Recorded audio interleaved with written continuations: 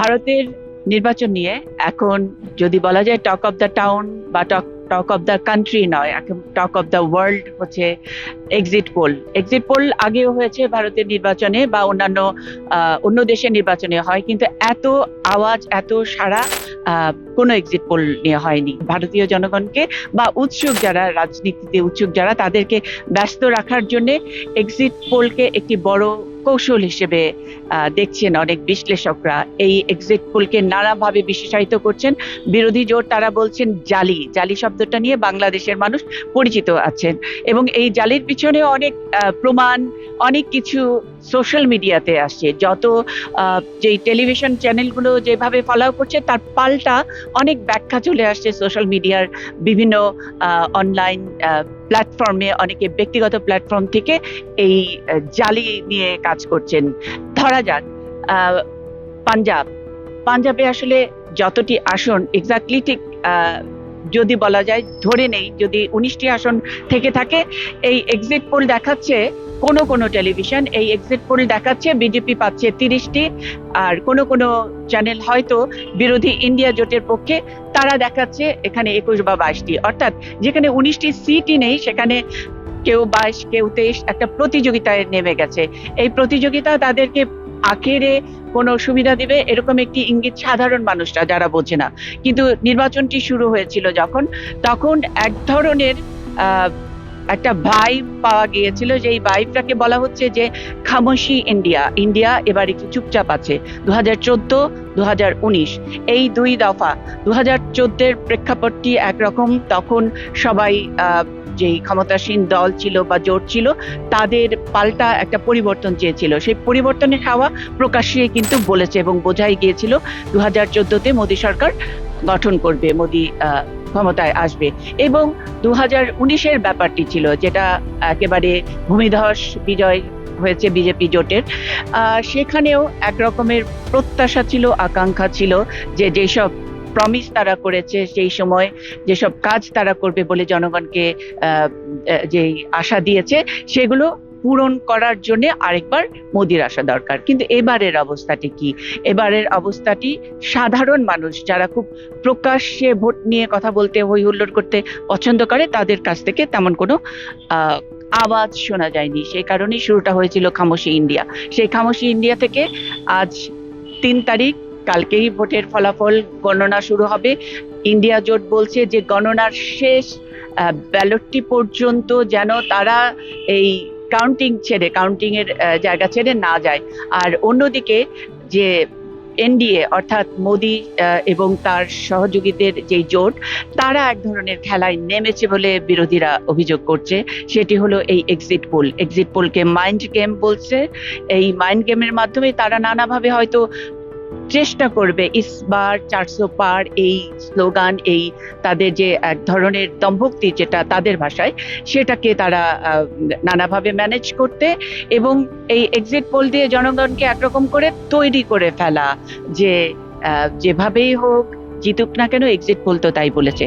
Exit pole কখনো সত্যি হয়েছে, কখনো কাছাকাছি গেছে, আবার এমনও হয়েছে এক্সিট পোলের ধারে কাছেও ফলাফল হয়নি।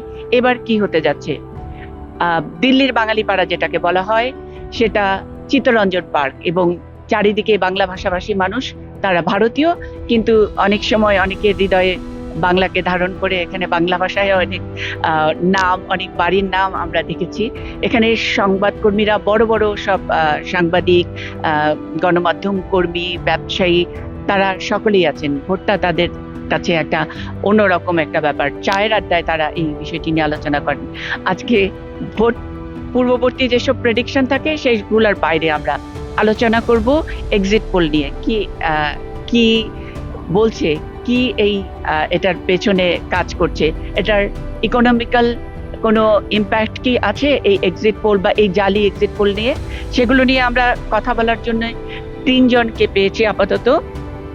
গৌতম হোর, উনি ভারতের একজন নামকরা সাংবাদিক, ডয়চে ভেলে ইন্ডিয়ার তিনি প্রতিনিধিত্ব করছেন প্রধান হিসেবে। জয়ন্ত রায়চৌধুরী, তিনি পিটিআই এর সাবেক পূর্ব ভারত প্রধান হিসেবে দায়িত্ব পালন করেছেন, এখন একটি অনলাইন পোর্টালের প্রধান হিসেবে দায়িত্ব পালন করছেন।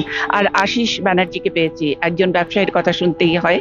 ভোটটা যদি পুরোপুরি ব্যবসা হয়ে থাকে বা ব্যবসা বান্ধব যে জোট এনডিএ, তারা ব্যবসাটিকে নানাভাবে ব্যবসাটি করে নিচ্ছে, ভোটের দিনে করে নিচ্ছে, এক্সিট পোলের নামেও করে নিচ্ছে কিনা সেগুলো নিয়েও আমরা কথা শুনবো। শুরুতে যদি গৌতম হোরের কাছে যাই, এটার পলিটিক্যাল যেই ইম্প্যাক্টটা আমরা গৌতম দার কাছ থেকে একটু জানতে চাচ্ছি।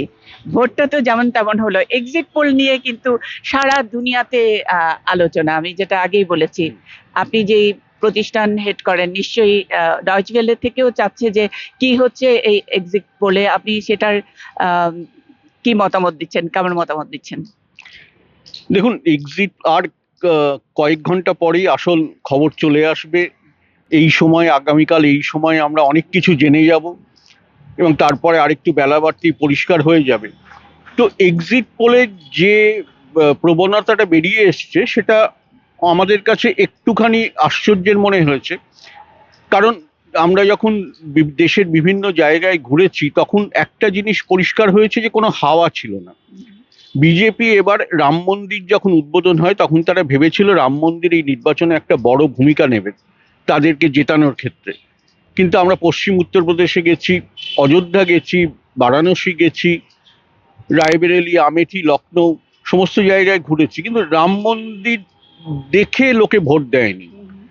লোকে বলছে যারা হিন্দু তারা বলছে রাম মন্দির হয়েছে, খুব ভালো হয়েছে, কিন্তু এবার আমরা ভোট দিচ্ছি আমাদের সমস্যা নিয়ে, এবং উত্তরপ্রদেশে বিশেষ করে তাদের একটা জাতপাতের অঙ্ক আছে সেই ভিত্তিতে। এবারে অন্য জায়গাগুলোতে যখন আমরা ঘুরছি, তখনও দেখা যাচ্ছে যে কোনো বিশেষ কোনো একটা আবেগের বিষয় সেখানে ছিল না। আপনি 2014 দেখেন ছিল, 2019 ছিল, কিন্তু 2024-এ কোনো আবেগের বিষয় নেই। আবেগের বিষয় একটা কোনো পার্টিকুলার জোট বা দলের প্রতি কি কোনো বিশেষ আবেগ আছে, নাকি একেবারেই কোনো বিশেষ আবেগ কারো পক্ষেই নাই? এটা এখানে মিশ্র মতামত জনগণের। যদি আপনি ভারতবর্ষের ক্ষেত্রে দেখেন, ভারতবর্ষের কয়েকটি দলের নিজস্ব একটা সমর্থক গোষ্ঠী রয়েছে। যেমন বিজেপির নির্দিষ্ট কিছু ভোট আছে যারা বিজেপিতে দেবেই, কংগ্রেসের ক্ষেত্রেও সেরকম রয়েছে বিভিন্ন রাজ্যে, তৃণমূলের আছে পশ্চিমবঙ্গে, যে আঞ্চলিক দলগুলো আছে তাদের প্রত্যেকের একটা ভোট বেস রয়েছে, ভোটের ভিত্তি রয়েছে, তারা সেখানেই ভোট দেবেন। তার বাইরে যারা অনিশ্চিত, যাদের এই ধরনের কোনো কোনো দলের প্রতি আনুগত্য বলা যায় বা ভালোবাসা বলা যায় সেটা নেই, যাদেরকে আমরা আনডিসাইডেড ভোটার্স বলি, তাদের নিয়েই পুরো লড়াইটা, এবং তারাই আবেগের বিষয়ে থাকলে কোনো একটা নির্দিষ্ট দলের দিকে ভোট দেন। না হলে তারা বিভিন্ন সমস্যা, তাদের জাতিগত অবস্থান, তাদের স্থানীয় সমস্যা, তাদের জাতীয় রাজনীতির ক্ষেত্রে তাদের ভাবনা চিন্তার ভিত্তিতে ভোট দেন। তো এইবার আমার মনে হয়েছে যে সেই বিষয়টাই সামনে এসছে। তার জন্য এক একটা রাজ্যে এক এক ধরনের ফলাফল হতে পারে। বিজেপি অনেকগুলো রাজ্যে তারা বাড়ার জায়গা নেই, রাজস্থানে নেই, গুজরাটে নেই, মধ্যপ্রদেশেও বাড়ার জায়গা খুব কম, উত্তরপ্রদেশে নেই, কর্ণাটকে এখন কংগ্রেসের শাসন, এইসব জায়গা থেকে তাদের ভোট কমতে পারে, বাড়তে পারে না। তো এই অবস্থান যদি আমরা দেখি, তাহলে গতবারের থেকে তাদের বাড়িয়ে নেওয়াটা সেটা একটু আশ্চর্যজনক। দেখুন, এক্সিট পোল বিষয়টা নিয়ে প্রচুর বিতর্ক আছে, সেটা কখনো কখনো একদম ঠিক হয়ে যায়, কখনো কখনো আবার দেখা যায় যে কিছুই হয়নি। কয়েক মাস আগে কয়েকটা বিধানসভা নির্বাচন ছিল, সেখানে এক্সিট পোল যা পূর্বাভাস দিয়েছিল তার একটাও ফলেনি। আমি এক্ষেত্রে আপনাকে একটা বিষয় বলতে পারি, কারণ আর কিছুক্ষণ পরেই, কয়েক ঘন্টা পরেই ফলাফল এসে যাবে, আমরা বুঝতে পারবো। তার আগে একটা বিষয় যেটা আমাদের এই ঘোরাঘুরি করে, যেটা বিভিন্ন রাজ্যে গিয়ে ভোটের আগের মানুষের সঙ্গে কথা বলে, রাজনৈতিক দলের নেতাদের সঙ্গে কথা বলে এটা মনে হয়েছে, এবং যেটা দেখেছি, যে এবারে কোনো হাওয়া ছিল না। হাওয়া বলতে বিজেপির একটা আশা ছিল যে রাম মন্দির তাদের এবার এই নির্বাচনে জিতিয়ে দেবে। যেরকম আমরা 2014 সালে দেখেছি, একটা হাওয়া ছিল, একটা আবেগের বিষয় ছিল, সেটা দুর্নীতি, সেটা এই নরেন্দ্র মোদীকে ঘিরে একটা উন্মাদনা ছিল। 2019-এ আমরা দেখেছি পুলওয়ামা পরবর্তী একটা আবেগের বিস্ফোরণ ঘটেছিল ভোটের ইভিএমে। এবারে রাম মন্দির কিন্তু সেটা করতে পারেনি। রাম মন্দির হয়ে যাওয়ার পরে আমরা যখন এই কিছুদিন আগে যখন মানুষের কাছে গেছি, উত্তরপ্রদেশে গেছি, পশ্চিম উত্তরপ্রদেশে ভোটের দিন দেখেছি যে তারা রাম মন্দির থেকে ভোট দিচ্ছেন না, তারা বলছেন রাম মন্দির হয়েছে ভালো কথা, কিন্তু আমরা এবার আমাদের সমস্যার কথা ভাবছি। আমরা এবার উত্তরপ্রদেশে একটা জাতপাতের অঙ্ক থাকে, তারা সেই দিকের ভাবনায় ভাবছেন, এবং প্রত্যেকে নিজেদের এলাকার সমস্যা, যেটা একদম স্থানীয় হতে পারে, যেটা পুর নির্বাচনের ক্ষেত্রে গুরুত্বপূর্ণ হতে পারে, সেটাকে তারা লোকসভা নির্বাচনে গুরুত্বপূর্ণ মনে করছেন। ফলে কি হয়েছে, এবারে এই যে আবেগের একটা বিষয়, একটা হাওয়া ওঠার বিষয়, সেটা ছিল না। এবারের ভোটটাকে যেটা বলা হচ্ছে অত্যন্ত সাইলেন্ট ভোট, যেখানে মানুষ খুব সোচ্চার হয়নি, যে কোন দিকে যাবেন তার খুব বেশি ইঙ্গিত দেননি। এসব ক্ষেত্রে যেটা হয়, দেখুন, একটা 10 বছর তো একটা দল এখানে রাজত্ব করছে, একটা দলের নেতৃত্বে জোট, বিজেপির নেতৃত্বাধীন জোট, একটা কিছু ক্ষোভ বিক্ষোভ থাকেই, যেটা অ্যান্টি ইনকামবেন্সি বলে। আবার পশ্চিমবঙ্গের ক্ষেত্রে মমতারও অনেক বছর হয়ে গেল, 2011-র পর থেকে প্রত্যেকটা আঞ্চলিক দলের বিরুদ্ধেও একটা অ্যান্টি ইনকামবেন্সি থাকে, বিজেপির বিরুদ্ধে একটা অ্যান্টি ইনকামবেন্সি হওয়ার কথা। তো এই বিষয়গুলো যখন এই সাইলেন্ট ভোটে, যখন এই ভোটে কোনো হাওয়া থাকে না, যখন কোনো আবেগের বিষয় থাকে না, তখন সেগুলো প্রধান হয়ে ওঠে। তার প্রতিফলন কতটা পড়বে, একটা কথা মনে রাখতে হবে, আমরা যদি পশ্চিমবঙ্গ, আসাম বাদ দিয়ে অন্য রাজ্যগুলোর দিকে দেখি, বিশেষ করে গো বলয়ের রাজ্যগুলো বা হিন্দি বলয়ের রাজ্যগুলো, যেখানে মূলত হিন্দি ভাষাভাষী মানুষ বাস করেন, সেখানে ভোটের হার খুব একটা বেশি হয়নি, 57 থেকে 60, 62 এরকম। মধ্যপ্রদেশে পরের দিকে একটু 68% হয়েছিল। বেশি ভোট হলে বোঝা যায় যে মানুষ কোনো একটা দিকে আবেগের বিস্ফোরণ ঘটিয়ে ভোট দিচ্ছেন। সেটা অ্যান্টি ইনকামবেন্সিতেও হতে পারে, সেটা আবেগের বিষয় নিয়েও হতে পারে। কম ভোট যখন হয়, তখন ডেডিকেটেড ভোটাররা ভোট বেশি দেন। কিন্তু তার মধ্যে এখন যারা মনস্থির করেননি, শেষ মুহূর্তে মনস্থির করেন, তারা কতটা ভোট দিয়েছেন সেটা স্পষ্ট নয়। তার জন্য এই যে ফলাফল, এই বুথ ফেরত সমীক্ষায় যেগুলো বেরিয়ে এসছে, সেটা এবারে কতটা ঠিক হবে সেটা বলা মুশকিল। মানে আমি যেটা দেখেছি, সেখানে মনে হয়েছে যে ক্ষমতাসীন দলের বিরুদ্ধে একটা ক্ষোভ, বা বিভিন্ন বিষয় নিয়ে মানুষের মনে ক্ষোভ বিক্ষোভ রয়েছে, বিশেষ করে মূল্যবৃদ্ধি নিয়ে, বিশেষ করে চাকরি নিয়ে মানুষের মনে একটা যথেষ্ট ক্ষোভ। আমি উত্তরপ্রদেশে বারাণসীর ঘাটে একজন, যিনি পণ্ডিত, যিনি পুজো করেন ওখানে, তিনি, তাকে যখন প্রথম প্রশ্ন করা হলো যে আপনি এখানে কে জিতবেন, তিনি বললেন, নরেন্দ্র মোদী তো জিতবেনই। তারপরে একটু থেমে তিনি বললেন, কিন্তু জিনিসের দাম ভীষণ বেড়ে গেছে। এই একই কথা আমি আমেঠিতে শুনেছি, এই একই কথা আসামে শুনেছি, এই একই কথা কাশ্মীরে শুনেছি, এই একই কথা পশ্চিমবঙ্গে শুনেছি। সুতরাং বিভিন্ন জায়গায় জিনিসের দাম বাড়াটা মানুষকে কিন্তু যথেষ্ট বিব্রত অবস্থায় রেখেছে। তো তার প্রতিফলন ঘটবে কিনা, সেইটা দেখে ভোট দেবেন কিনা, সেটা আমরা বুঝতে পারবো আগামীকাল। বিরোধীদের ক্ষেত্রে বিরোধীরা কতটা এগোতে পারবে, তার কংগ্রেস, তারা 50টা আসনও পায়নি পরপর দুটো নির্বাচনে, তারা এগিয়ে কতটা যেতে পারবে, এটা একটা খুব বড় প্রশ্ন। মহারাষ্ট্রের জোট, বিহারের জোট, তারা কতটা এগোতে পারবে, কারণ আপের সঙ্গে যে জোট, সেটা 7টা আসনে দিল্লিতে সীমাবদ্ধ, পাঞ্জাবে তাদের মধ্যে হয়নি, তার সঙ্গে হরিয়ানায় আছে একটা দুটো, গোয়াতে আপ ছেড়ে দিয়েছে, সেইখানে খুব একটা দুটো আসনের ব্যাপার। বড় যে জোট সেটা বিরোধীদের, সেটা বিহার এবং মহারাষ্ট্র, যার দিকে তাকিয়ে আছে, এবং তামিলনাড়ু। আর এছাড়া কংগ্রেস নিজের ক্ষমতায় কর্ণাটক এবং তেলেঙ্গানা রয়েছে। তো কর্ণাটক তেলেঙ্গানাতে কংগ্রেস নিজের ক্ষমতায় কতটা ভালো করবে, এই সমস্ত বিষয়ের উপর অনেকটা নির্ভর করছে।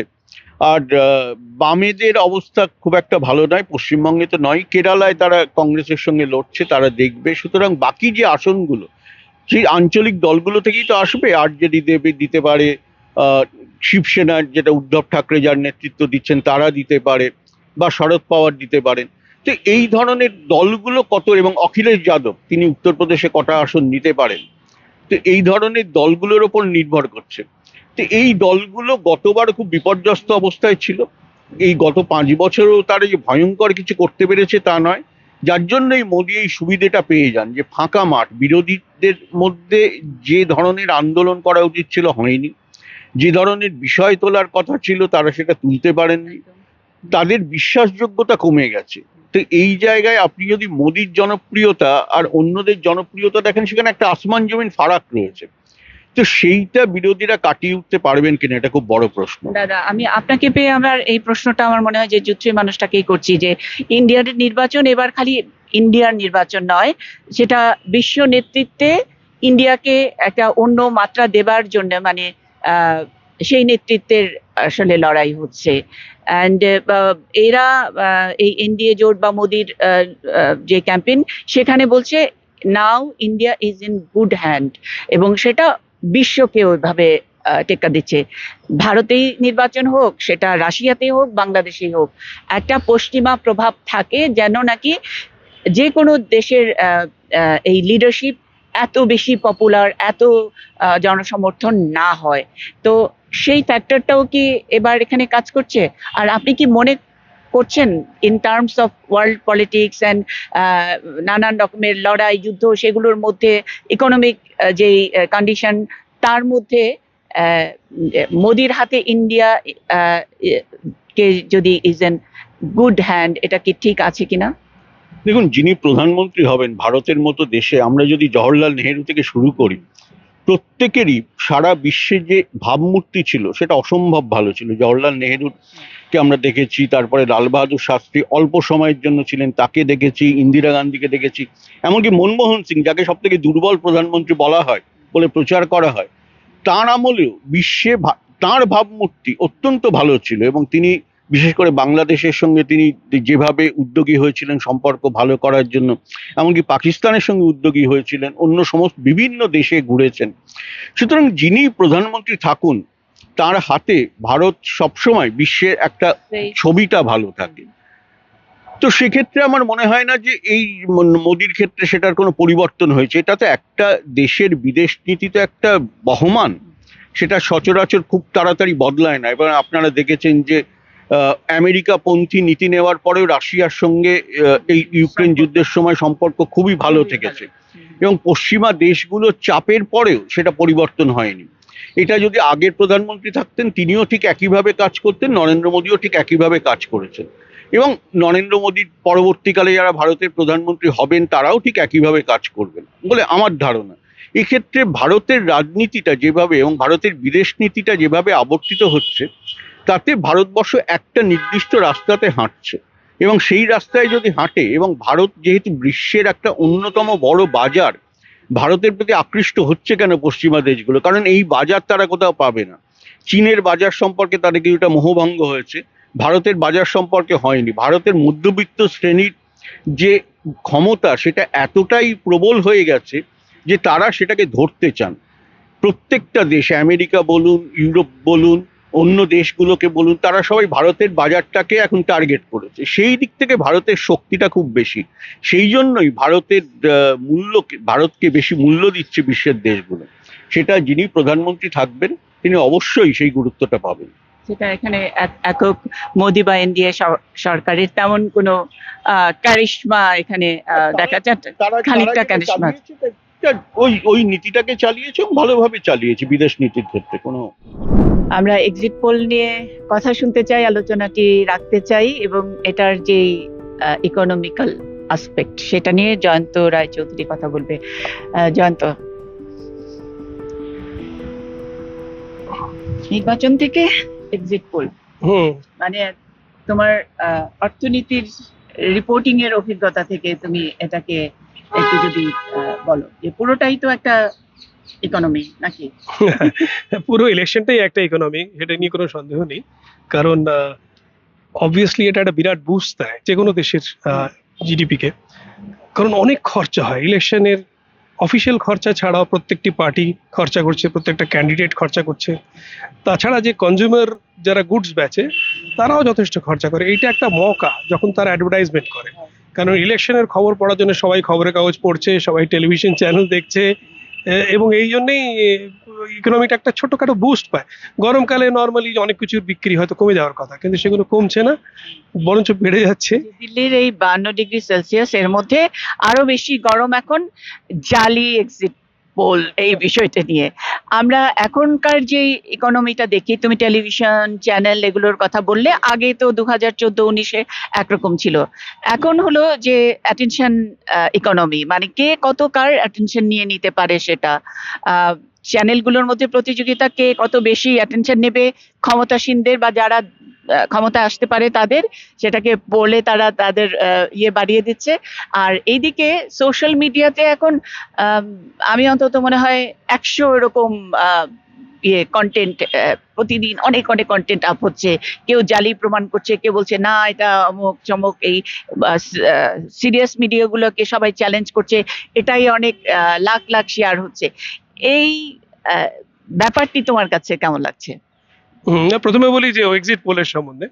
এক্সিট পোলের একটা পদ্ধতি থাকে, একটা স্যাম্পল সাইজ সিলেক্ট করতে হয় এবং র্যান্ডমলি সিলেক্ট করতে হবে, যাতে মানে আমি যাকে চিনি তাকেই যে আমি এক্সিট পোলের সমীক্ষা করলাম তা হলে তো হবে না, তো অচেনাদের করতে হবে এবং সেটা কতটা representative of the total constituency সেটা দেখতে হবে, কতটা size of the sample, quality of the sample, আদৌ আমার এনুমেরেটর গিয়ে জিজ্ঞেস করেছে কিনা, এগুলো সব ইম্পর্টেন্ট ফ্যাক্টর, এবং কি প্রশ্ন জিজ্ঞেস করেছে সেই সবের উপরে ভিত্তিতে বলা যেতে পারে যে এক্সিট পোলটা ঠিক কিনা। একটু পরিষ্কার করি বাংলাদেশের দর্শকদের জন্য, মানে ভোট দিয়ে বের হয়ে আসার পথে ভোটারদেরকে জিজ্ঞেস করা, মানে ভোট ফেরত সমীক্ষা যেটা বলছে, সব কোন ভোটারকে জিজ্ঞেস করা। আর আমি ঠিক ভোটার আলাদা করতে পারবো না, ভোটার ইজ ভোটার, কে বের হয়ে আসছে ইউ নেভার নো। বাট আমি অ্যাজ এ বলছি যে ইন্ডিয়ানদের মধ্যে কি মন খুলে কথা বলার কোনো নজির, মানে আমরা বলি যে দেয়ার ইজ 3 লাইস, এটা হলো স্ট্যাটিস্টিক্স এর মধ্যে, যে স্ট্যাটিস্টিক্স আমরা যত পরিসংখ্যানই করি না কেন, তার মধ্যে তিনটা মহাসত্য, তিনটা মহামিথ্যা থাকে, মানে কেউ ঠিক করে কথা বলে না। সুতরাং এই পরিসংখ্যানটাই তো এক্সিট পোল।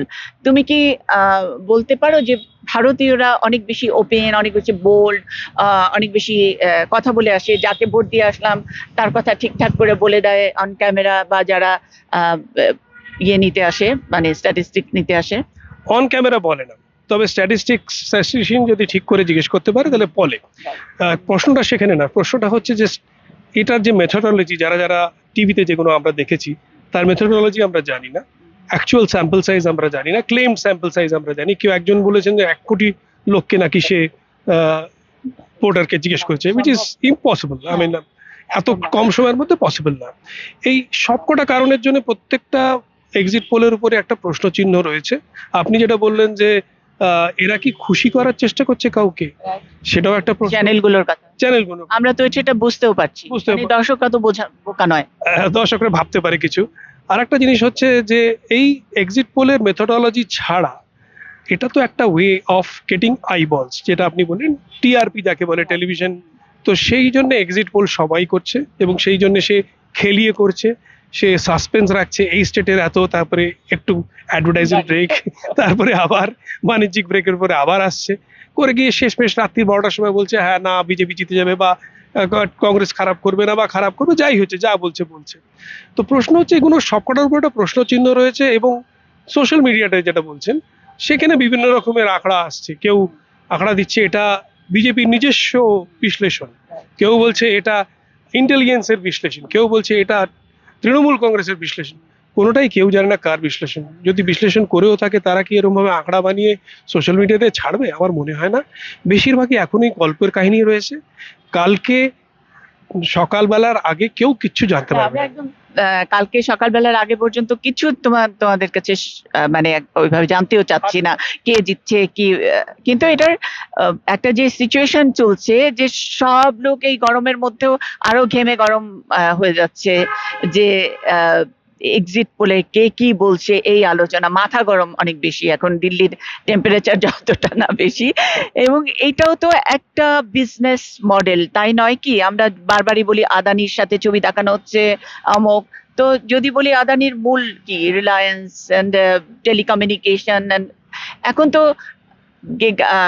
কি মেগাবাইট আর গিগাবাইট তো দেদারসে যাচ্ছে। এটার জন্য কি এটা একটা কোনো স্ট্র্যাটেজি কিনা? আর সি ভোট যারা এই এক্সিট পোলটা করেছে, সেটা আগেও করেছিল যেটুকু আমি পত্রিকাতে দেখেছি, তারা কতখানি অথেন্টিক? আমি বলছি যে এই গিগাবাইট মেগাবাইটের বিজনেসটার সঙ্গে এই মাইন্ড গেমের স্ট্র্যাটেজি, এই জালি এক্সিট ভোটের আলাপ, এগুলোর কোনো যোগ আছে কিনা, মানে সবকিছু গিয়ে ব্যবসার মধ্যে গিয়ে পড়ে কিনা? কেউ না কেউ কোনো না কোনো এক্সিট ভোটে ঠিকই বলেছে। 2014 ভোটে চাণক্য, সি ভোটার একমাত্র না, অনেকগুলো আছে। আগে এসিস নিয়েলসেন ছিল, সেটাও চলে গেছে, আরো অনেক নতুন নতুন কোম্পানি এসছে। কিছু না কিছু কোনো না কোনো ভোট তারা ঠিক বলেছে, বাকি ভোটগুলো ভুল বলেছে। যেমনি আমি 2021 গেছিলাম কলকাতায় পিটিআই এর পূর্ব ভারতের প্রধান হয়ে। সেই সময় যেটুকু দেখেছিলাম, প্রত্যেকটা চ্যানেল ভুল বলেছিল, প্রত্যেকটা এক্সিট পোল ভুল ছিল।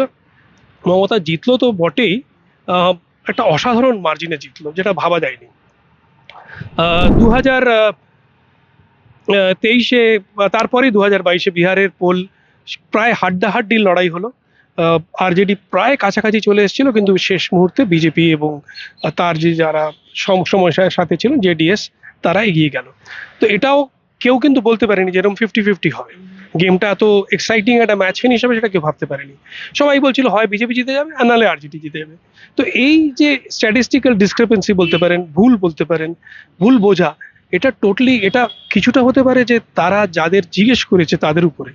আমি যদি এখন মুন্নি শাহকে জিজ্ঞেস করি আওয়ামী লীগ জিতবে না বিএনপি জিতবে, সে বলবে, সবসময় বলবে আওয়ামী লীগ জিতবে। তো সেই জন্য এই প্রশ্নগুলো এটা একটা ধারণা, এটা একটা পারসেপশন। এটা একটা পারসেপশন। তো সেই রকম ভাবে এইগুলো যে এক্সিট পোলগুলো হয়েছে, সেটা কতটা সঠিক সেটা কালকে জানা যাবে, তার আগে জানা যাবে না।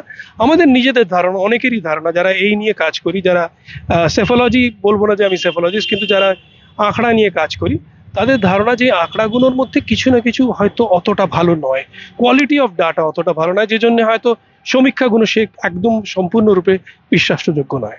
তুমি একজন মানে সিনিয়র জার্নালিস্ট হিসেবে অনেক দেখেছো, এবং সেই সুবাদে তোমার কাছ থেকে আমার নিজের কৌতূহল এটা। আমি জানি যে যারা আমাদের প্ল্যাটফর্মে এটা দেখেন তারাও এরকম একটি প্রশ্ন মাথায় আসতে পারে। সেটি হলো এই যে এক্সিট পোল গুলো দেখিয়ে বাড়িয়ে দেখেছে, তুমি 2021-এর পশ্চিমবঙ্গের কথা বললে, কোনো চ্যানেল বাড়িয়ে বলেছে, কোনো চ্যানেল একেবারে ডুবিয়ে দিয়েছে, এবং তার পরবর্তীতে এক্সিট পোলটা ঠিকঠাক অতটা কাছাকাছি যায়নি, তবে জনগণ যা রায় দিয়েছে সেটাই হচ্ছে। এটার পরবর্তীতে এই মিডিয়াগুলো কি কোনো সাফার করে? তার মানে যারা ক্ষমতায় আসে তাদের পক্ষে বলা মিডিয়াগুলো কি কোনো মাইলেজ পায়, আর যারা বিপক্ষে বলেছে বা জনগণের কথা বলেছে তারা কি কোনো সাফারিংস এর মধ্যে পড়েছে? এটা অন্য, মানে অফ টপিক হতে না পারে। না, অফ টপিক না, একদমই ঠিক কথা। কারণ television is a transient media, সেজন্য এটাকে ধরে রাখা যায় না। এটার কিছুদিন লোকেদের মাথা ক্ষমতায় এসে তারা এটার প্রতিশোধ নেয় নাকি? এটা না, যদি খুব মোটা দাগে আমি না, সেটা হয় না, সেটা বোধহয় হয় না। ক্ষমতায় এসে প্রতিশোধ নিয়েছে শুনিনি আমি এখন অব্দি। রিওয়ার্ড হতে পারে কি হতে পারে না বলতে পারবো না, কিন্তু হ্যাঁ, পাবলিক পারসেপশন, সেই ট্রানজিয়েন্ট যে খবরটা ছিল যে অমুক জিতে যাবে অমুক হারবে, সেইটা হয়ে যাওয়ার পরে আর খুব একটা মনে রাখে না। খবরের কাগজের পক্ষে এটা উল্টো হয়। খবরের কাগজের, যেহেতু ওটা একটা এক্সিস্টেন্ট মিডিয়া, আর সেটার কাগজ লোকেরা বাড়িতে অনেকদিন জমা করে রাখে, সেই জন্য লোকেরা বলে, দেখেছো অমুক খবরের কাগজ ভুল বলেছিল বা অমুক খবরের কাগজ ঠিক বলেছিল। সেই জন্য খবরের কাগজরা ওই রিস্কটা নেয় না খুব একটা। সাধারণত দেখবেন না যে খবরের কাগজ কোনো একটা এক্সিট পোল দিচ্ছে, তারা বলে এক্সিট পোল অফ পোলস, মানে সবকটা এক্সিট পোল তারা দেখিয়ে দেয়, অমুক চ্যানেল এই বলেছে, অমুক এই বলেছে, অমুক বলেছে, আমরা কি বলছি সেটা বলার চেষ্টা করে। এমনকি আজকাল যে রিপোর্টিং যেটা আমরা করি, তার আমরা যখন একটা কনস্টিটুয়েন্সি প্রোফাইল করি, তখন খুব একটা সঠিকভাবে বলি না যে অমুক জিতে যাবে। আমরা বলি অমুকের দিকে হাওয়া আছে বা হাওয়া নেই, বা এই এই পুরো ইলেকশনে এবার হাওয়াই নেই। যেমনি গৌতম বলল কিছুক্ষণ আগে, আমি ওর সঙ্গে একমত, এই ইলেকশনে সত্যিই হাওয়া নেই। এবং ইলেকশনের আগে কেউ কিন্তু কিছুতেই বলছে না যে সে কাকে ভোট দেবে। আগে কিন্তু সাংবাদিকদের দ্বারা বলতো যে জিতনা ভি হো মোদি জি নে কাম কিয়া হ্যায়, বা যে যতই বলুন মমতা তো কাজ তো করেছে, রাস্তা তো বানিয়েছে, সেইটাও কেউ বলছে না। তো সেইটা একটা ভয়ের ব্যাপার। এটা বোধহয় কারণ তলে তলে যা হচ্ছে ক্যাম্পেনিংটা, সেটা তলে তলে হচ্ছে, এবং তাদের মাইন্ড মেকআপটাও তলে তলে হচ্ছে। যারা কমিটেড ভোটার তারা তো একদিকে দেবে, তাদের তো কেউ থামাতে পারবে না। কিন্তু যে ফ্লোটিং ভোটটা, সেটার সংখ্যাটা বেড়ে যাচ্ছে, কমিটেড ভোটারের সংখ্যাটা কমে যাচ্ছে, এবং সেই ফ্লোটিং ভোটটা লাস্ট দিন অবধি দেখছে যে কাকে দেব, সেই জন্য সে কিছু বলছে না। সে দেখছে যে সে কোথা থেকে বেনিফিট পেতে পারে এবং তার জীবনটা কতটা সুখময় হতে পারে অমুক পার্টিকে এলে পরে, সেই হিসেবে সে ভোট দেবে। তার মানে এক্সিট পোল নিয়ে যে লাইক শেয়ারের একটা গেম চলছে বা বাণিজ্য চলছে, সে হাওয়ায় অনেক পত্রিকাগুলো অনেক সময় সেফ খেলতে হয়, কারণ এটা একটা অনেকটাই স্থায়ী এখনকার মিডিয়ার যেসব বিচারগুলো বলি।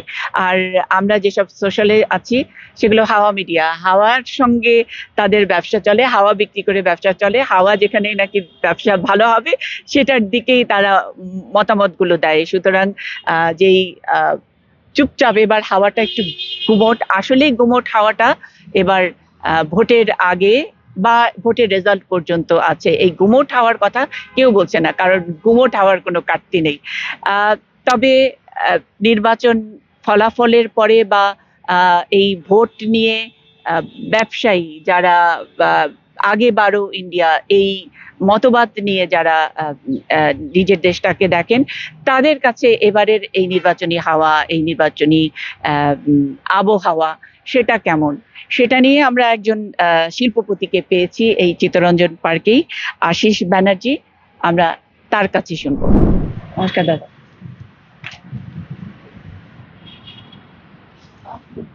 ভোট তো দিয়েছেন? একদম। একদম, হ্যাঁ। এরকম একটা ভোট দেওয়ার আপনি কি মানে একটু অস্বস্তিতে, মানে শিল্পপতি ব্যবসায়ীরা একটু কেমন জানি ঠিক মোদি অমক, মানে একটু ঠিক মনে হচ্ছে না যে মোদির সাপোর্ট করা একটা স্মার্টনেস, যদিও মোদিকে বলা হয় ব্যবসায়ীদের প্রো ব্যবসায়ী একটা দল, আদানি আসবে, আদানি রান করবে ইত্যাদি, এরকম নানান ভাবে তাকে বিশেষায়িত করা হয়। একজন শিল্পপতি হিসেবে আপনি এই নির্বাচন বা এই মোদির লিডারশিপ, অথবা লিডারশিপ যেটা পরিবর্তনের কথা বলছে, আপনি ইনসিকিউর ফিল করেন কিনা বা সিকিউর ফিল করেন কিনা, এটা আমরা একটু জানতে চাই। দেখুন, যে কোনো ইন্ডাস্ট্রিয়ালিস্ট পরিবর্তন থেকে একটু ভয় পায়। ইটস লজিক্যাল, কারণ ও 5 বছর ধরে অ্যাটেম্প করেছে, গভর্নমেন্টের সাথে কথা বলছে, যে পলিসিস গুলো নিয়ে কথা চলছে। নতুন গভর্নমেন্ট আসলে অটোমেটিক্যালি সেগুলো চেঞ্জ করবে, আর সেগুলোকে ফেস করতে হবে। দেখুন, আমরা তো ছোটখাটো ব্যবসাদার, ঠিক আছে, 200 কোটি টাকার একটা কোম্পানি আছে। যারা বড় তারা অনেক বড়, আর they have the leverage, we don't have any, মানে সেইভাবে কানেকশন তো আমাদের হয় না গভর্নমেন্টের সাথে। আমাদের ওনাদের বোঝাতে হয়, বুঝিয়ে কেন এই পলিসিটা চাই আমার, কেন এই যে কাজগুলো আমরা এগিয়ে রাখি। পরিবর্তন হলে সেগুলোতে হয়, কিন্তু বাট পরিবর্তন তো একটা constant, change is the only constant, যেটা কিনা হবেই। তো আজই না হলে আগে হবে। কিন্তু আমার আমার যেটা মনে হয়েছে যে কিছু কাজ ডেফিনেটলি আমাদের অ্যাডভান্টেজ হয়েছে। আপনি ভিখারি পর্যন্ত পেটিএম এর কিউআর কোড দেখায় এখন, so that's a positive side. আর নেগেটিভ সাইডে হচ্ছে গিয়ে যে বিশাল একটা জায়গায় কাজের ক্ষতি হয়েছে, কাজ চলে গেছে ডিমনিটাইজেশনের জন্য বা যে কোনো কারণে হোক, তাদের মানে কোভিড একটা আনঅ্যাভয়েডেবল সার্কামস্টান্স ছিল, তাদের বিজনেসম্যানরাও ধাক্কা খেয়েছে, সাধারণ মানুষ আরো বেশি ধাক্কা খেয়েছে। আমাদের তো তাও কিছু পুঁজি আছে, আমরা তো বেঁচে বেরিয়ে যাবো। তো সেগুলো এখন ওটা তো কারুর হাতে নেই। না, এখন দুনিয়ার জোড়া যে কথাটি বলা হয় যে রাজনীতি এখন বিজনেসম্যানদের হাতে, অথবা বিজনেসম্যানরাই রাজনীতিবিদরা রাজনীতি কি কখনো বিজনেসম্যান থেকে ছাড়া ছিল? বাইরে ছিল। কখনো ছিল? আমার তো মনে হয় না। সেটা এখন আরো ফলো করে বলা হয়। আগেও ছিল, বিড়লা, টাটা বিড়লা বলে একটা কথা বাংলায় ছিল, এনিথিং মানে কিছু, এই টাটা বিড়লারা এসে গেলি, তো ওটা আছে, ওটা এখন আদানি আম্বানি হয়ে গেছে, ঠিক আছে, but it will be there, they will influence. তার মানে রাজনীতি একটা বড় ব্যবসা, বা ব্যবসা প্রোটেক্ট করার একটা বড় বা একটা ক্রাইটেরিয়া। তো এখন তাহলে এই যে বড় ব্যবসা যারা ইনভেস্ট করেছেন, তারাও তো রাজনীতিটাকে তাদের ব্যবসাটা টিকিয়ে রাখার মতন করে রাখতে চায়। তারা কারো যদি পরিবর্তনের দরকার হয়, তারা পরিবর্তনের পেছনে ইনভেস্ট করে, যাদের তার কি মনে হয় যে না, ইনভেস্ট করলাম, এটা আরেকটু স্টেবল হওয়া দরকার, তাহলে তারা পরিবর্তন না হওয়ার পেছনে ইনভেস্ট করে। এখন কোন হাওয়াটা চলছে? দেখুন, হাওয়া মানে যা একটা দুটো মানে ক্লিয়ার কাট দুটো মিডিয়া আছে আমাদের কাছে। একটা হচ্ছে গিয়ে কমন, যেটা নিউজ মিডিয়া, বড় বড় নিউজ হাউস, তারা যেটা আমি বলছে। বলছি যে একজন ব্যবসায়ী হিসেবে, ব্যবসা আপনি দুইজন, একজন শিল্পপতি হিসেবে ওইটা প্রতিনিধিত্ব করতে হবে। আমি একটা টিভি চ্যানেল দেখি না, আমি ইউটিউবও দেখি। তো গ্রাউন্ড কিছু রিয়েলিটিস আছে, সেখান থেকেও কিছু খবর থ্যাংক ইউ, ইউটিউবও দেখেন, তাহলে তো তাদেরও ব্যবসা হয় একটু, লাইক শেয়ারের ব্যবসা হয়। আমি ডেফিনেটলি চাই যে ওখানে ব্যবসা বাড়ুক, কারণ ডিজিটাল মিডিয়াতে দে উইল প্রিভেল, আজকে নয় কালকে দে উইল প্রিভেল। সো সেখানেও যা ইন্ডিপেন্ডেন্ট বাচ্চারা কাজ করছে, তারাও কিছু রিপোর্ট আনছে। যদি মানে কিছু চেঞ্জ, একদম আউটরাইট একটা পার্টি 400 ভোট পেয়ে গেল, ইজ নট গুড, তাহলে অপোজিশন থাকে না। আর ডেমোক্রেসিতে অপোজিশন ছাড়া ডেমোক্রেসি ইজ নো গুড, অনেক রকমের প্রবলেম হয়। তো হয়তো জিতবে, মানে বিজেপি হয়তো জিতবে, কিন্তু আমার হিসেবে বিজেপির ওই ল্যান্ডস্লাইড যেটা ছিল ওই জিনিসটা যদি যায়, তাহলে বিজেপিও সামলে কাজ করবে। অনেক জায়গায় অনেক কিছু হয়েছে যেগুলো কিনা মানে সামলে হয়নি। এই প্রথম আমি একটা সুন্দর, মানে আমি আপনার কাছ থেকে একটা ইনসাইট পেলাম যে এই যে বিশাল একটা ইগো, যে 400 পার অমুক, সেটাকে একটু সামাল দেওয়া বোধহয় দরকার। আবার মাঝখানে একটা যে কন্টিনিউটিও একটা বিষয় আছে, যে বৈশ্বিক পার্সপেক্টিভ এখন আছে, যুদ্ধ চলছে চারিদিকে, এবং সেখানে টিকে থাকার লড়াইটাও যে কোনো দেশের জন্য এটা একটা বড় ভালো লিডারশিপেরও দরকার হয়। সেটার মাঝামাঝি একটা অবস্থা, একটা হলো একদিকে ইগো, দম্ভ, সেটাকে একটু রাশ টেনে ধরা, একটু প্রো পিপল ভাবা, আরেকটা হলো সারা দুনিয়ার সাথে আবার লড়াইটা চালিয়ে, মানে আমি যে টিকে থাকার লড়াই। সবারই সাথে ভালো রিলেশন না। নেপাল আমাকে যখন তখন চোখ আমি দেখায়। লড়াই বলতে মিসাইল ছুড়ে দেওয়া নয়, অর্থনীতির লড়াইটাও তো হতো, টিকে থাকতে তো হবে। একটা ছোট দেশ, আজকেই ইলেকশনে চেঞ্জ হলো, সে একদম দিল্লির সাথে অন্য অন্য রিয়াকশন করছে। দিস আর নট রাইট, এগুলো হওয়া উচিত না। বিশেষ করে নিজের প্রতিবেশী যারা একদম ক্লোজ, যারা তোমার, তাদের সাথে তোমার you are big big brother, so that big brother attitude না করে লড়বো ইজ নট গুড। সো আমার সেখানে কিছু ডেফিনেটলি চেঞ্জ করা উচিত বা ভাবা উচিত মনে না, হয়। মানে ইন্ডিয়া কারো কারো অনেকেরই বিগ ব্রাদার, আবার কেউ কেউ তো ইন্ডিয়ারও বিগ ব্রাদার, তাদের সাথেও তো সেটা কি সেও মানে অতটা আর চোখ রাঙানি সহ্য করে না ইন্ডিয়া। মানে এখন একটা ওই জায়গায় এসে গেছি, আমাদেরও পাওয়ারটা, পপুলেশনের এত বড় পপুলেশন, তো সে ডিভিডেন্ড তো আমাদের আছেই, দিতেই হবে, আছেই। কাজেই ওরাও বিশাল কিছু চাপ দেয় না। আগে যেরকম করে যখন বাজপেয়ীজি যখন অ্যাটম বোম ফাটালেন, তারপর তো দেখলাম কি হলো, তো পুরো পৃথিবী হিলে গেল, তো স্যাংশন লাগলো, এই লাগলো। এখন আর অতটা হয় না, আমরা নিজেদের মতো করে করে মানে এগিয়ে যাচ্ছি।